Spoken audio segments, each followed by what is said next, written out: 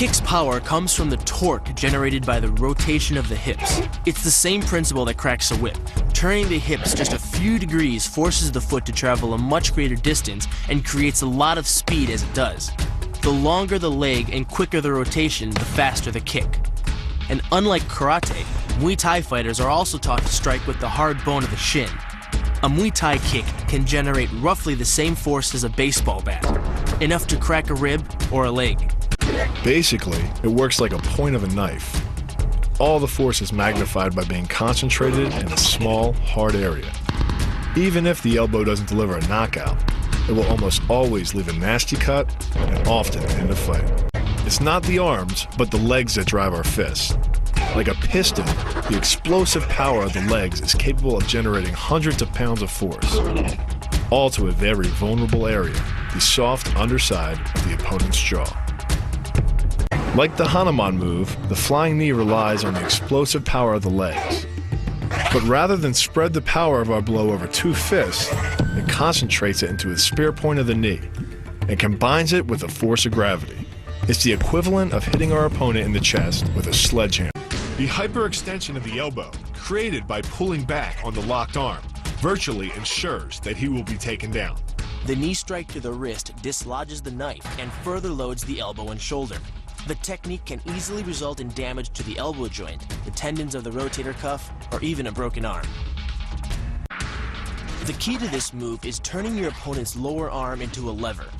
By grabbing his arm during the initial attack, you set up the lever such that direct loading to his elbow joint is achieved. Once the elbow is locked and loaded, you can pull a much heavier opponent off balance by simply lowering your center of weight.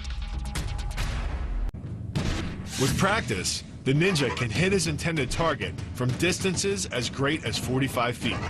At impact, that's more powerful than a Major League Baseball pitch.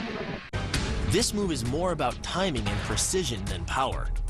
Instead of hacking through the limb, the first strike imparts an injury just a few inches below the elbow.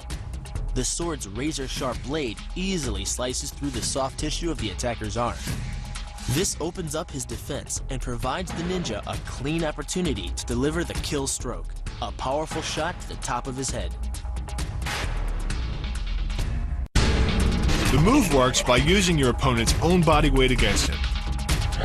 The first strike can land at speeds greater than 20 miles per hour and can stun your opponent with the same injury-producing energy as dropping a bowling ball from over 11 feet onto his torso. By using his arm as a lever in conjunction with the leg sweep, you drive your opponent to the ground. Once he is on the ground, you follow up with a devastating strike to his face. The secret to the move is wrist control. By rotating your opponent's wrist to the maximum extent of its range of motion, the bones of the wrist lock against the bones of the forearm and make it impossible to bring the strong muscles of the upper arm to bear. Then, you can pull your opponent off balance and into a potent knee strike. The combined force of the knee strike and your opponent's forward momentum can be as much as 2,000 pounds, enough to dent sheet metal. The effectiveness of the Pola Kaimao lies not in raw power, but in speed. By relying on your triceps to snap the strikes forward over the elbow, 3 blows can hit in 7/10 of a second. The final impact of the strike to your opponent's face can deliver as much as 175 watts of power, more than enough power to stun him or crush the cartilage of his nose. You then add insult to injury, firing one last shot into one of the most sensitive regions of the body, the groin. Pulling off the move relies on 2 factors. The first is to combine the block and the strike into a single action. This reduces the time your opponent has to respond to just 1/10 of a second.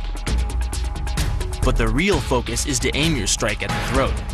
Because as little as 76 pounds of force can collapse the larynx, the strike doesn't need to deliver a lot of force to be deadly.